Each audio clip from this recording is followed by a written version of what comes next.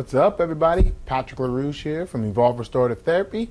You could find me at livepainfreeprocess.com. I have a pain-free concierge service that helps people live and move pain-free by teaching them what they have to do to heal through injuries using their experience. And I'm here to tell you about the month-long ankle sprain rehab getting back.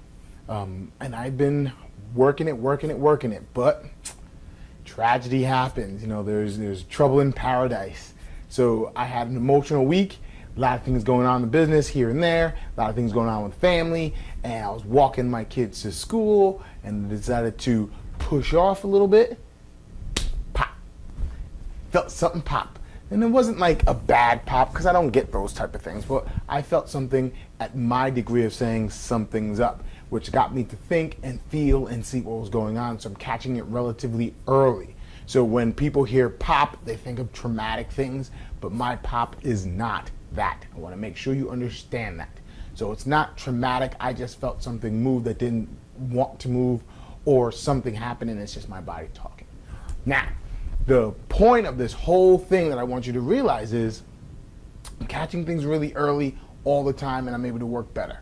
Number one. Number two, I already went through a long stretch of foam rolling, trigger point stretching to get my fascial system moving, my muscle tissues to want to move, and everything wanting to contract.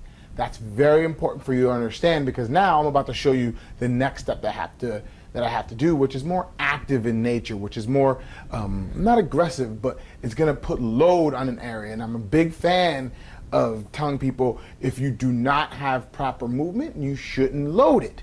But I'm going to regress the movement that I need to do, because the way that I heard it was upon explosion, upon going, and I wasn't doing anything moving. I was just actually going to go grab my daughter, and it was just that movement of my foot that got my body to pop at the outside of the ankle.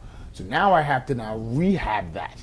I have to rehab that and get that to change and allow that motion to do it. So I have to now do it. So this is one of the bigger things that a lot of people don't realize. If you have weak ankles and you don't have great balance, you're gonna have to go on a balance board and make that area shake and make that area work, because that's the only way that's gonna condition itself. That's the only way that it's going to make itself better. But you have to do it in a safe realm, and that's what I'm going to show you now. How to do a little bit more of aggressive movement once you have the fascial system moving, once you have the trigger point aspect, which is your contractile movement. So you do have the power to do stuff. You do have things to move, as well as the communication of the muscles. So my peroneals work with my calf, to be able to balance out my ankle. My tibia anterior is also working alongside of my gastroc. All these things are supposed to be working. See, I can have all these different movements, but when I do this and go that way, that's when I'm starting to feel it. So that's what I want to show you real quick, and show you the two things that I'm going to add into my regimen that I'm going to put a little bit more focus on, let's say. Okay?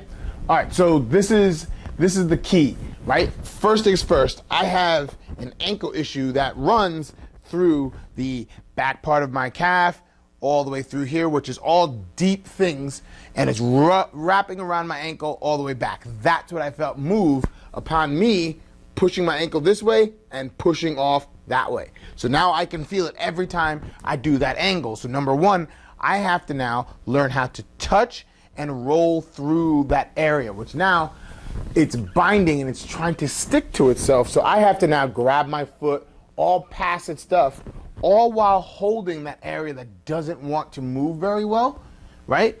I have to hold that gently, where it's not painful, and actually roll through some of the movement. Now, as I'm picking this ankle up, I'm also running my finger up and down and around my ankle joint. It's gonna be sore, so it needs to be nice and sensitive, nice and easy.